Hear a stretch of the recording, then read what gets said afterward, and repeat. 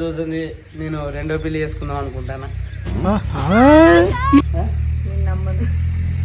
నమ్ముతలేవా?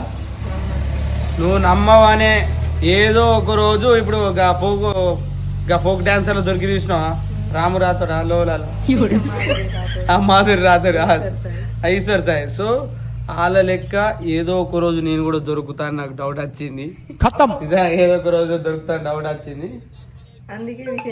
అందుకే ముందే చెప్తాను. ఇక ముందే చెప్పుకున్నావు అనుకో పెద్ద ఉండదు, టెన్షన్ ఎక్కువ ఉండదు, అర్థం చేసుకుంటావు అని.